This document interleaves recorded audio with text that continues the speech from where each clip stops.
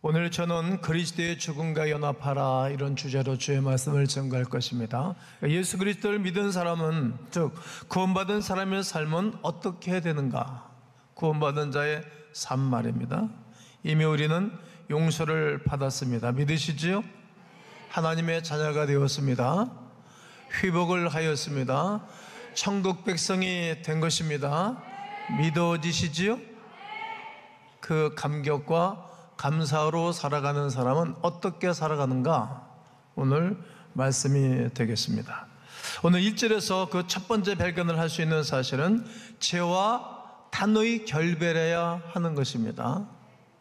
죄와는 단호히 결별을 하고 누구와 함께? 그리스도와 함께 연합하고 살아가는 것입니다. 결혼은 그런 것입니다. 남자는 그 부모를 떠나서 이제 자기의 갈비뼈와 아내와 한 몸을 이루고 사는 것입니다. 결별하는 것입니다. 이토록 우리가 구원받은 거룩한 백성은 이제는 죄와는 결별하고, 즉 사단과 결별하고 이제 새 신부 되시는 그리스도 예수, 그분과 함께 살아가는 것입니다. 은혜를 받기 위해 죄를 더할 수 없습니다. 우리는 이미 구원받은 사람들이기 때문입니다. 그러나 문제는 아직 우리 속에 죄의 문화가 남아있는 것입니다. 문화입니다, 문화. 우리가 그리스도 예수를 믿기 이전에 우리의 문화가 있잖아요. 죄짓고 살던 문화, 율법 안에 있었던 문화, 이 땅의 윤리와 규례를 지켜야 하는 그런 문화들이 아직까지 우리 속에 남아 있습니다. 처음에는 하나님을 따라갔지만 살다 보니까 다시 세상으로 돌아간 거예요. 새 성령으로 따라갔지만 한참 지나다 보니까 갈라디아 교우들에게 바울이 써보내는 편지처럼 육체로 다시 돌아간 것입니다. 믿음으로 구원받았는데 한참 있다가 보니까 옛날로 돌아간 것입니다. 그 이유가 무엇일까요? 율법이 우리의 삶에 적응되었었기 때문입니다. 오래전에 율법으로 적응됐기 때문입니다. 그러면 우리가 어떻게 거룩하게 승리하며 살아갈 수 있겠는가? 우리가 어떻게 그 성화의 과정에 들어가고 영광스러운 주의 백성들이 될 수 있을 것인가? 그것은 한마디로 죄를 끊어야 합니다. 죄를 싹 끊어라. 한번 세 번 외쳐보겠습니다. 시작.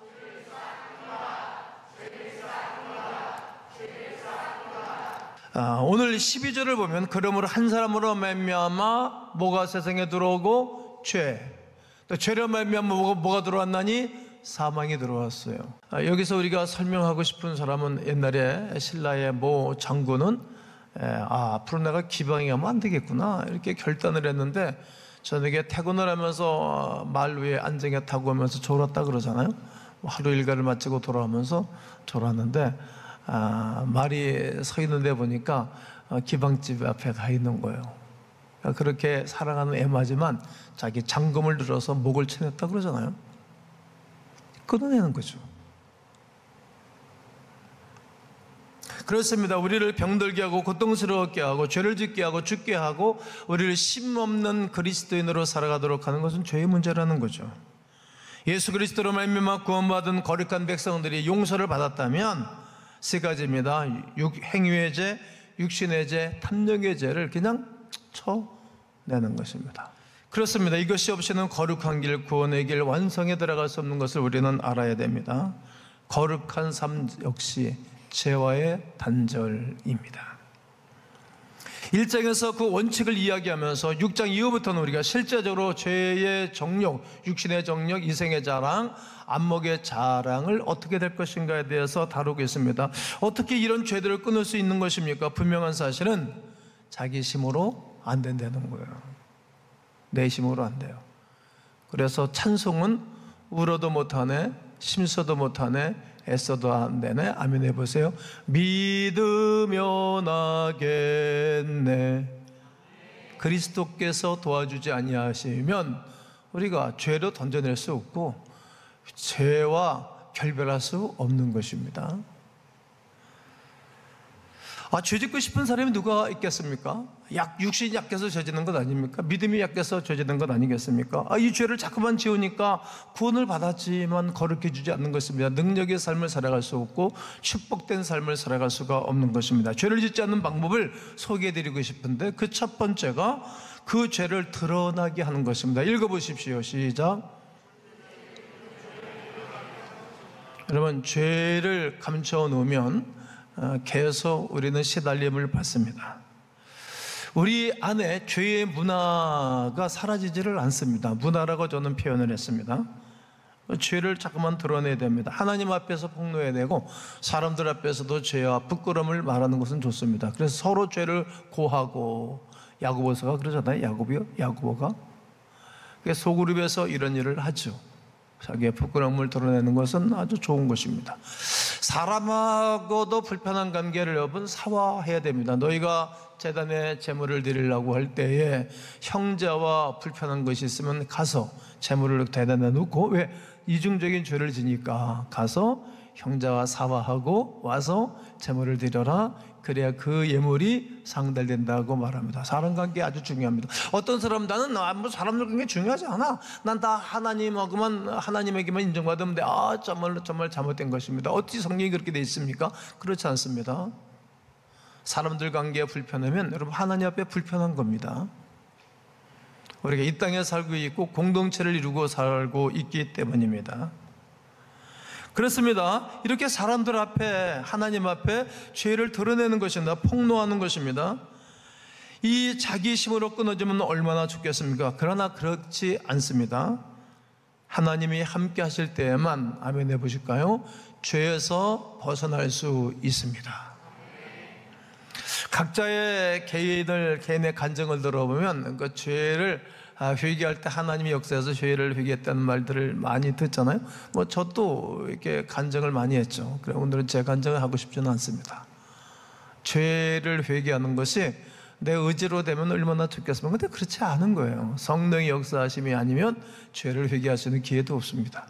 그리고 개인으로 기도할 때 죄가 드러나는 걸 견딜 수 없죠. 그러니까 하나님 앞에 죄를 고백하고 토로하는 것입니다. 다윗 같은 사람도 나를 우슬초로 정결케 하소서, 주의 성신을 내게서 거두지 마옵소서. 내가 모태에서부터 죄의 악 중에 내가 생겼고, 어머니 모태 속에서부터 내가 태어날 때도 죄 가운데서 내가 출생했기 때문에 죄인입니다. 이 죄를 거두어 주옵소서. 이렇게 다윗도 기도를 했습니다. 말씀이 우리에게 들어오고 율법이 우리에게 들어오게 되지만 똑똑해지는 거예요. 분명해지는 것입니다. 선명해지는 것입니다. 뭐가 선명해질까요? 죄가 선명해지는 거예요. 부끄러움이 선명해지는 것입니다. 그래서 사람들이 온전한 삶을 살아가는 거죠. 아무리 잘났다 할지라도 기독교인들이 더 정결합니다. 왜냐하면 늘 이렇게 말씀의 앞에 와서 자기를 계속 드러나고 돌이키기 때문에 그리스도인들이 홀랐습니다.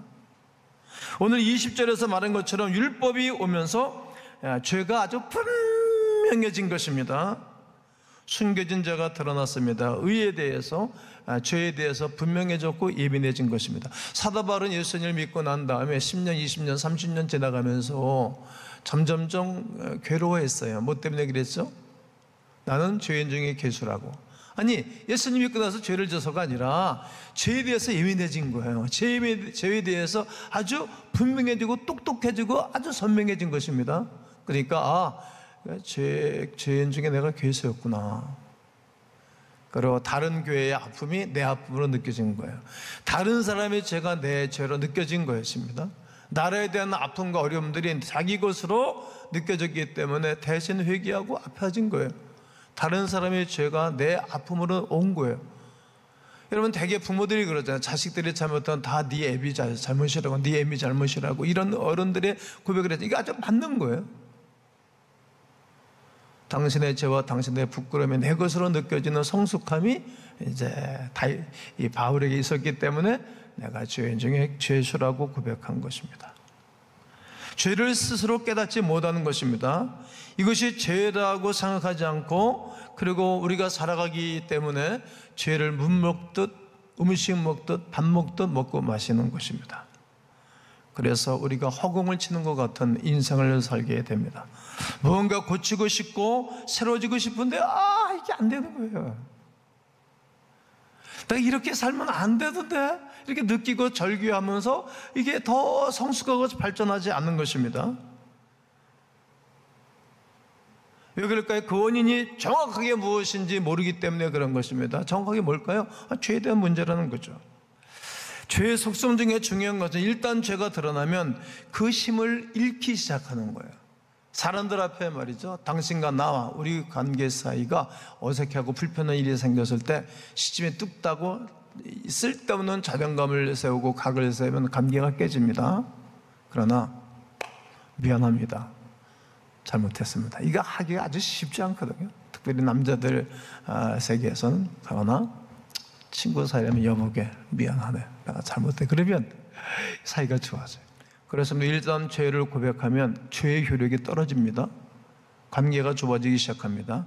그래서 로마서 5장 20절에 죄가 던 것에 은혜가 넘쳤나니 이 말을 하는 거예요. 죄를 깨닫게 되어지면 은혜가 필요하거든요. 그리스도를 붙잡게 되어지는 것입니다. 우리는 인생의 절규다, 쉽지 않다 인생 살기가. 내가 원래 이런 사람인가, 내가 이렇게 연약한 사람인가, 내가 이렇게 수준이 질이 떨어지는 사람인가, 자기 자신을 이제 학대를 하죠. 그러다 보면 나를 구원할 자가 누구인가를 찾죠.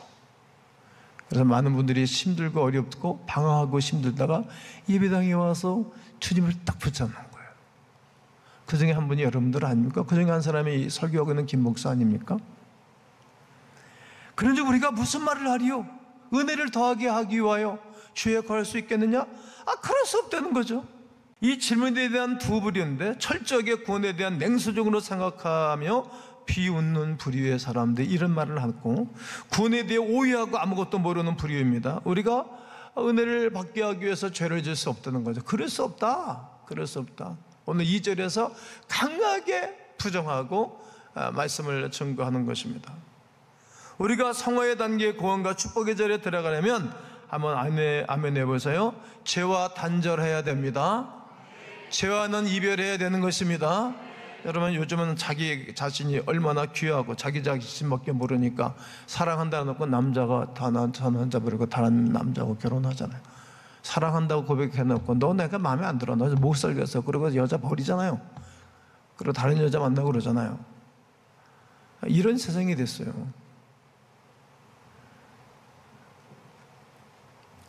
우리는 그 속에 뭘 봐야 되는 것인가 하면 더 깊은 인간의 내면을 찾아봐야 되는데, 죄의 문제라는 거예요. 죄의 문제가 싹 해결되고 죄의 문제가 쫙 이렇게 정리가 되어지고 예수 그리스도의 성품으로 변화되면 우리 안에 큰 거인이 있어요. 큰 거인이. 우리 안에 큰 거인이 있기 때문에 품을 수 있는 거지, 죄가 고백이 되어지고 죄와 결별이 되지 않은 사람은 이게 힘든 거예요. 왜? 걔가 속에서 계속 못돼 먹은 생각 갖다 집어넣고 못돼 먹게 행동을 하는 거예요. 선다싱은 은혜를 받고 그가 하나님과 늘 교제하는 삶을 살아가면서 그가 산속을 지나가게 되어지면 새들이 와서 머리에도 앉고 어깨에도 앉고 그랬다는 거예요. 왜? 사람이 남을 공격하고 싶은 마음이 없는 것을 동물의 세계가 알아요. 자연과 함께 살아가고 공격성이 사라지죠. 전쟁 일으키는 나라, 전쟁 일으키는 사람은 공격성이 남아있는 거죠. 욕심이죠. 욕심. 왜 다른 사람을 죽이고 민가를 덮치고 왜 죽입니까? 욕심이지. 아담의 범죄한 이후에 아담의 큰아들 가인이 둘째 아들을 뒤통수를 머리를 쳐서 죽였다는 거예요. 형제지간에도 죽이는데 요즘 형제지간에 싸먹고 원수로 사는 사람들 많잖아요. 믿을 수 없어요, 그 누구도. 왜 그럴까? 인간의 탐심이고 인간의 욕심이 작동을 하는 것이에요. 왜? 속에 잘 나가는 놈을 볼 수가 없는 거예요. 저 놈은, 나는 우리 하나님이 제사를 안 받았네, 저 새끼는 제사를 받았네. 그리고 동생이 비운 거예요. 잘하고 있는 동생이 비운 거예요. 아니, 잘하고 있는 동생 보고 배워야지, 동생이라도. 그게 인류의 비극이었어요. 지금도 그런 일이 벌어지고 있는 것 아닙니까? 그러므로 죄는 고백되어줘야 됩니다. 죄의 본질을 깨달은 사람은 더 이상 그 화려한 죄의 유혹에 빠지거나 미혹되거나 넘어지지 않습니다. 요한일서 1장 9절을 다 함께 한번 읽어보겠습니다. 시작. 만일 우리가 우리 죄를 자백하면 그는 미쁘시고 의로우사 우리 죄를 사하시며 우리를 모든 불의에서 깨끗하게 하실 것이요 만약 우리가 우리 죄를 드러내고 인정하면 하나님의 모든 죄를 깨끗게 하기로 약속하신 하나님의 신실한 은혜가 여러분 가운데 있기를 축복합니다. 죄와는 싹 단절하고 자르는 것입니다.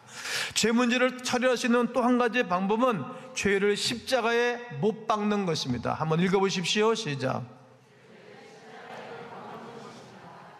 오늘 6장 3절을 보면 무릇 그리스도 예수 합하여 세례를 받은 우리가 이제 세례를 베풀잖아요. 그의 죽으심과 합하여 세례를 받은 줄을 알지 못하느냐. 예수 그리스도의 죽으심과 합하여 우리가 이제 죄가 죽은 거예요. 이것은 법적인 용어예요. 그리스도께서 하신 일을 우리가 수용하고 받아들이면 되는 것입니다. 갈라디아서 5장 24절에 보면 그리스도 예수의 사람들은 육체와 함께 그 정욕과 탐심을 어디에 못 박았느니라? 십자가에 못 박았느니라. 육체와 함께 그 탐심, 아주 속에 드글드글대는 욕심과 탐심을 십자가에 못 박았다는 거예요. 무릇 그리스도와 함께 세례를 받은 사람들은 십자가 위에서 그들의 죄가 죽었다는 것을 의미합니다. 이것이 구원입니다. 이것이 잘 안 되는 것입니다. 물속에 들어가야 됩니다. 물속에 들어가면 숨을 쉴 수 없고 답답하겠죠. 육신이 그렇게 죽어야 됩니다. 그러나 우리가 육신을 너무 좋아하는 거예요. 육신만을 위해서 우리가 살고 있기 때문입니다. 죽은 자만이 살아나는 것입니다. 죽지 않는 사람들은 살아날 수 있는 여지가 없는 것입니다. 새로운 사람은 새로운 피조물이 되지 못하는 것은 우리가 죽지 않았기 때문입니다. 잠깐 기절했다가 다시 깨어나면 그 무슨 소용이 있겠어요? 그대로입니다. 미운 사람 그대로 믿고 싫은 사람 그대로 싫고, 그리고 욕심이 그대로 있고 죄의 정욕을 그대로 머물고 있는 것입니다. 그러나 아주 완전히 죽어야 됩니다. 완전히 죽는 길은 다른 길이 없습니다. 내가 십자가에 나를 못 박는 거예요. 저 사람 행위에 빠진 남자 같아. 저 사람 어떻게 저렇게 삶이 저렇게 변할 수 있어? 이렇게 말할 수 정도로 좀 바보 같은 사람이에요. 저 사람은 좀 뭔가 부족한 사람 같아. 이런 사람에게 누가? 그때부터 주님이 역사하기 시작하는 것입니다. 여러분, 바울이 수없이 공격을 당하고 매도 맞고 고통을 당했어요. 옥에도 갇히고. 그러나 그들을 육신으로 고발하지 않는 것입니다. 요즘 교인들은 고발 고소가 너무 많잖아요. 바울은 그냥 다 당하는 거예요. 십자가 못 박아버리는 거예요. 옥중에 들어가서도 복음을 증거하고 거기에 하나님의 역사가 시작되는 거예요. 선교를 가게 되지만 사람들이 변하는 이유는 거기서 다른 방법이 없잖아요. 백도 없고 고발할 수도 없고, 그러니까 기도하지 않으면 못 베기는 거예요.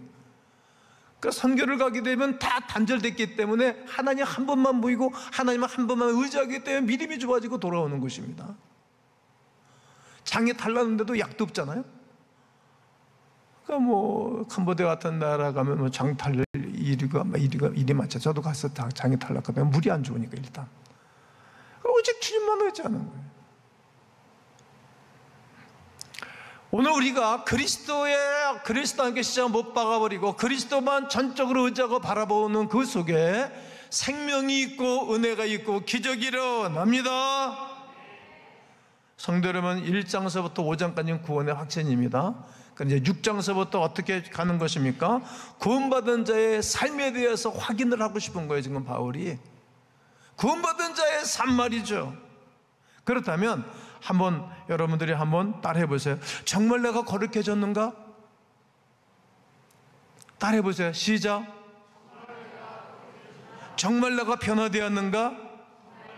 정말 예수님의 제자가 되었는가? 이렇게 내 자신에게 늘 질문해 보는 것입니다. 과연 여러분의 삶은 어떻습니까? 정말 내가 거룩해졌는가? 변화되었는가? 내가 주님의 제자로 살아가는가? 내 인생의 큰 문제와 어려운 문제를 누가 해결해 줄까? 사람? No. 부모? No. 한계가 있어요. 선배? No. 자기 가정이 있어요. 자기 와이프가 있어요. 결혼하기 전에 선후배의 그 친구지, 결혼하고 나면 다 약해지는 거예요. 누가? 천사가. 하나님이 내 인생의 큰 문제들을 해결해 주실 줄로 믿어요. 예수 그리스도는 정말 돌아가시고 정말 부활하셨다. 이것이 이 고린도 전서 15장에서 이제 바울이 이거를 증거해 주는 거예요. 왜냐하면 고린도 교인들이 믿음이 흔들흔들해졌어요. 믿음이 흔들해진 교인들에게 바울이 이 편지를 써서 보내는 것입니다.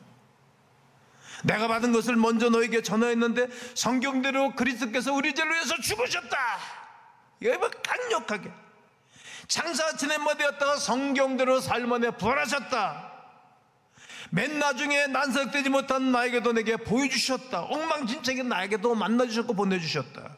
17절에서 그리스도께서 다시 살아나신 일이 없으면 너희의 믿음도 헛되고 너희가 여전히 무엇 가운데 있을 것이다. 죄 가운데 있을 것이다. 아직까지 내 안에 영원한 생명이 의심되고 없다면 우리의 믿음은 가짜입니다.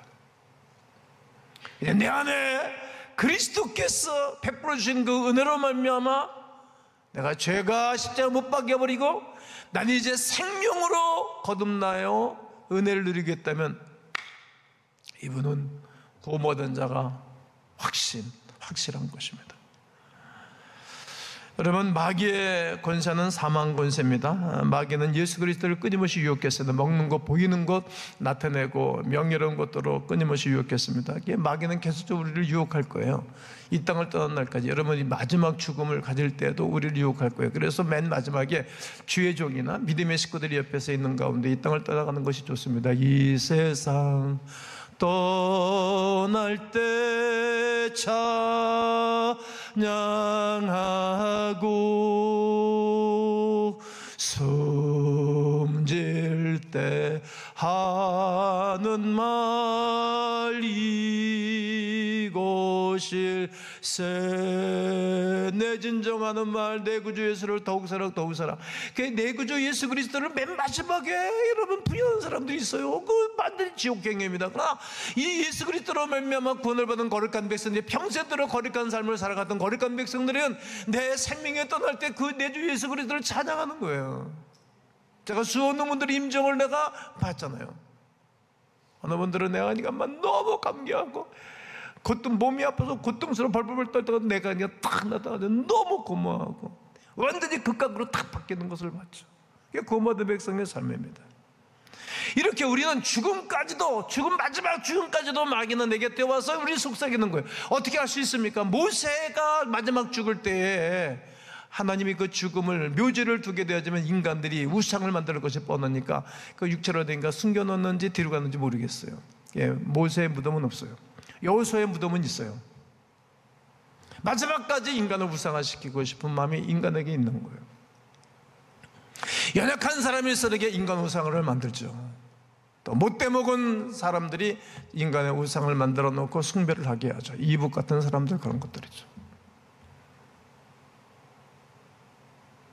그때 성경은 뭐라고 말하는 것인가 하면 모세의 유신을 가지고도 마지막 싸운 거예요. 그러니까 끊임없이 우리가 죽음을 마지막 때까지라도 사단은 우리를 유혹해서 자기 하수인을 만들고 지옥행을 끌고 가려고 그러는 것을 알아야 됩니다. 그럴 때 우리에게는 공격을 당할 때 말씀으로 딱 물리치는 것입니다.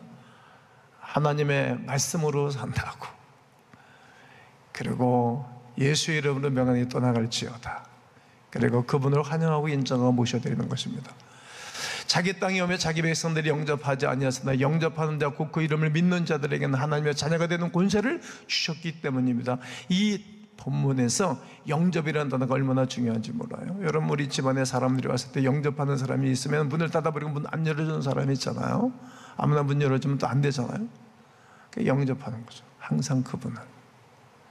그런 사람에게는 큰 은혜와 역사가 있는 것입니다.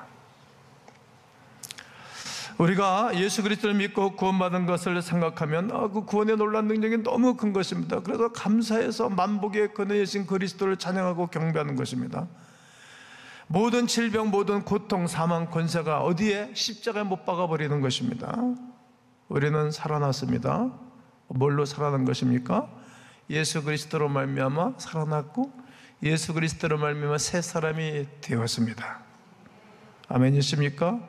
갈라디아서 2장 20절에는 내가 그리스도와 함께 십자가 못 박았다. 이제 내가 산 것이 아니고 내 안에 그리스도께서 사는 것이라고 고백하는 것입니다. 성도 여러분, 저는 오늘 본문을 해석하려고 아주 많이 애쓰고 노력했어요. 설교를 하다 보니까 이렇게 시간이 다 부족해서 준비했던 설교를 다 소화하지도 못했습니다. 여러분, 사랑과 하나님 앞에 죄가 드러나게 합시다. 이건 용기입니다. 용기. 우리 죄를 십자가 못 박으십시다. 죄를 고백하고 죄와 상관없이 살아가는 가운데 우리 주 예수 그리스도께서 큰 거인이 여러분 안에서, 여러분 옆에서 함께 해주심으로 말미암아 강하고 담대하고 능력이 있고 영광스럽고 승리와 축복을 이루는 광음이들 되시기를 주님의 이름으로 축원합니다.